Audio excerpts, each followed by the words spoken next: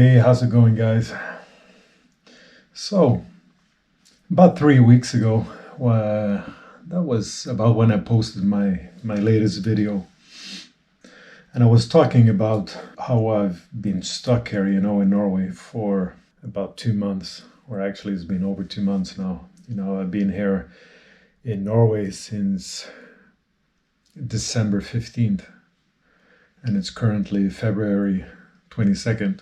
I've been trying to get home. However, like I explained in my previous video, if you haven't watched it, I'm going to put a card up here. But basically, what I explained in the previous video is that just put so many restrictions down at the moment that it's just such a hassle, and it's not, it's not worth it because of my situation, because I do have a business here in Norway as well, that to actually, take all the necessary tests, fill it, get the necessary documents to go back home, to spend, maybe 10 days there and then come back again to Norway, quarantine for 10 days, work, and then do the whole thing over again. I figured I'd just stay here in Norway and work and just work until things get better.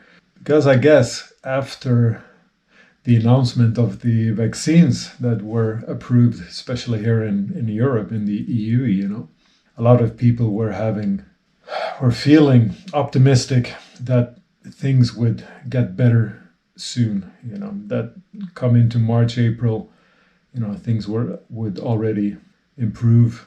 Life would, gradually return to normal, something that is absolutely not the case, unfortunately. Because the problem is, especially here in Norway, is the vaccination, the process is it's painfully slow.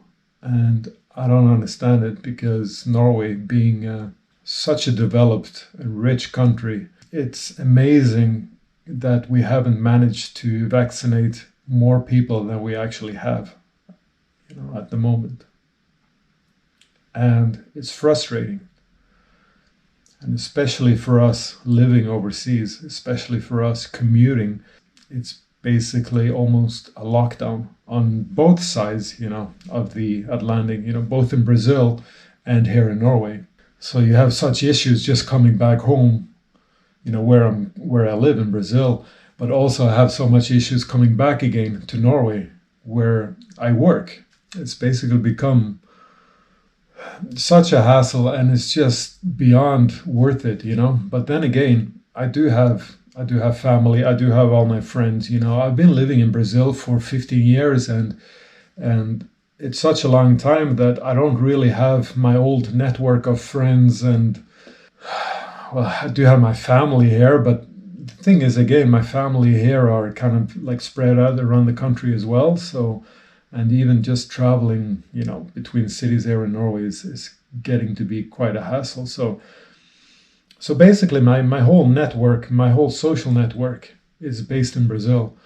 And after 2 months, yeah, I'm starting to really almost get really homesick. And I constantly just think about it. I just want to get home. I want to see my friends. I want to be back at the beach. I want to be out, it's do the things that I do, my hobbies, everything. So it's become quite a, depressing situation at the moment, to say the least.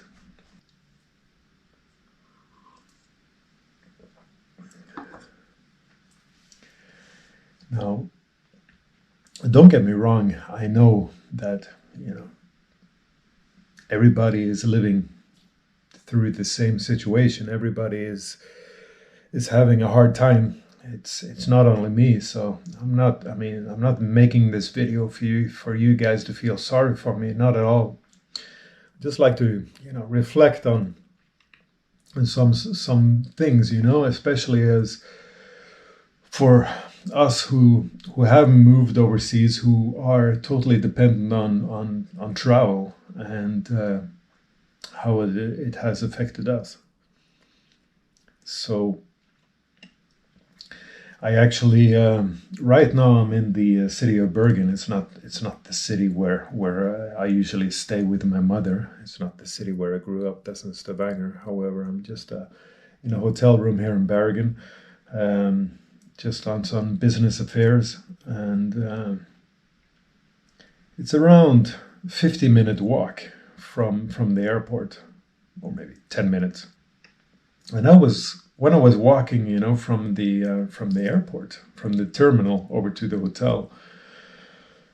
It's currently 7 o'clock. It's already dark. We're here in February, so it's like the winter months are really dark here in Norway, and you kind of walk along. It's cold. It's probably 4 or 5 degrees Celsius, and there's like a northerly wind, and it's like you don't see anybody on the streets. You don't see from the terminal you come out. I think there was one taxi outside. There's maybe 4 or 5 passengers.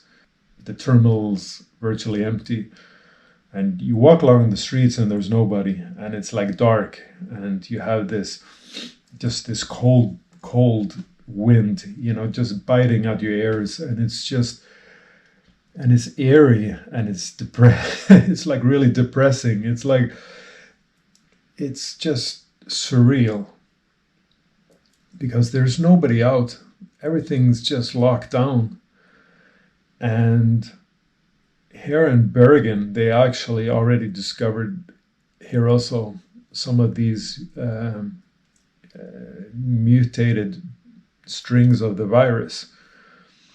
And because of that, apparently this mutated type of virus is a lot more contagious, than the normal coronavirus that was originally discovered last year. And it's apparently a lot more contagious, and that's why they've been so strict now, because they're so afraid that it's going to get out of control again. And apparently it's not more dangerous, you don't get more sick of it, it's just more contagious. So just to control the spread, they just locked down everything. And the result of that is obviously all the bars are closed. The restaurants, they're not allowed to serve alcohol. And and you kind of got to keep in mind, like here in Norway, Norwegians, they're not the most, this is my opinion, and I know a lot of people share my opinion as well, and is also one of the reasons why I actually moved to Brazil, just because Norwegians, we're not the most social people. It's we do love the outdoors, and we really value family, of course friends as well. But the thing is, like the typical Norwegian, we have our 8 to 4 job, we'll see our colleagues, but at the end of the day, when we're finished of work, we go back to our families, we sit down, we have a meal, and most of us, we will put the kids to bed, we will watch the news, maybe watch a movie, go to sleep, and the next day it's all repeat. It's the same routine, it's the same routine over and over again. In the weekends, a lot of us will have like a cabin up in the mountains. We'll take the family again, the wife, everything, go to the cabin, spend the weekend there, come back, and it's back to the same routine again. And I really noticed this before I actually moved to Brazil, that not only because we're not the most social people, but it also has a lot to do with the climate as well. You got to keep in mind that, especially here in the West Coast where I grew up, it rains a lot, it's cold. We don't have a lot of sunny days, per year. So basically what I'm trying to say is, because of the climate, because of our routines, because of our values, we prioritize family, we're not very social. And the few times that we get to be social, especially in the weekends, if we don't go to our cabins, at least we can go out to a restaurant or to a bar and meet some friends. And now that that is also taken away from us, it has become quite a depressing place to stay, in my opinion, to be. But I don't know, maybe I'm just saying that because I already don't have anything here in Norway anymore. When I'm here, I usually stay with my mother or I stay at a hotel. So it's just these 2 months, at least for me. I haven't been able to meet up with my old friends because there's nowhere to go, there's nowhere to meet. It's just everything's closed. I want to go for an evening walk or an evening stroll. It's dark, it's cold because it's in the winter. It's just depressing, and that is what I miss about Brazil, because even though they have restrictions as well in Brazil, I mean, even like in the weekends now in Brazil, well, at least in the city where I live in Fortaleza, they stop serving alcohol at the restaurants and bars at 5 o'clock. 5 o'clock in the afternoon. After that, there's no alcohol. And of course, during the daytime, you can go to the beach or whatever. But Brazilians are the most social people that you can think of. I mean, it doesn't matter if it's a Monday, if it's a Tuesday, if it's a Wednesday, or if it's the weekends or whatever. I can go down to my local beach. It doesn't matter. There's always one of my friends will always have a barbecue going on. There will always be night of playing darts or playing poker, or there will always be something going on. There's always somebody will always invite you to come over. Or if not, if you're just bored, you just call up some friends, and usually they come over, and sit down, have a beer, whatever. And that's what I love about Brazil, the Brazilian lifestyle, that it doesn't matter, what time of day or whatever. Of course, people have lives, people are busy. Some of us are working, but especially like myself, who are in the hotel business, the tourist business, and most of my friends are also in that business. Either it's a restaurant or their hotel, or they're doing like, how do you call it, like excursions, trips or whatever. There's always somebody who will have some free time and who will be able to socialize. So that is what I really miss. And I'm really getting homesick, and it's getting depressing. So what's the deal now? I actually was supposed to have a flight to Brazil today. That got cancelled, and then I was rebooked to a flight on Tuesday.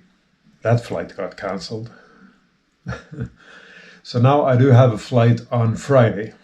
So I'm kind of going like Norway to Amsterdam, to Paris, and then down to Sao Paulo, down south in Brazil. And then I got a local flight from Sao Paulo up to Fortaleza. So it's going to be like, I think it's like a 30 or 32 hour, total travel time. But I mean, I don't care. It could be 3 days. I wouldn't care, because right now I just want to get home. So I'm just fingers crossed that they don't cancel a third time, because then I'm probably going to lose my mind for sure. So what I've got to do right now is I've got an appointment on Wednesday at 10 o'clock. I need to go to a clinic. They will do like a corona PCR test. So I will do that, and that's going to be valid for 72 hours. So I'll take that, present that at the airport. Also, I need to be at the airport 4 hours prior to departure, because they do this lamp test, which is basically just a quick test. just to see if you do have any strings of the virus, or if you are infected by any ways. I guess that's what it is. I need to do my research more thoroughly before I do these videos, because of the last video I also talked about this lamp test, and I'm a little confused about what it actually is, you know. So if anybody of you guys know what's the deal with this lamp test, you know, leave it in the comments below. But anyways, it is a test. You need to do that 4 hours prior, or it needs to be done within 4 hours prior to departure. So I need to, you know, come super early. Obviously, you know, you can do it anytime before, you know, departure, but it needs to be done within 4 hours. And I figure, I don't know if this plane, you know, are there going to be a lot of passengers? Are there not? So I don't want to take the chance. I'm going to come really early at the airport just to make sure that I get this test done and I have everything in order.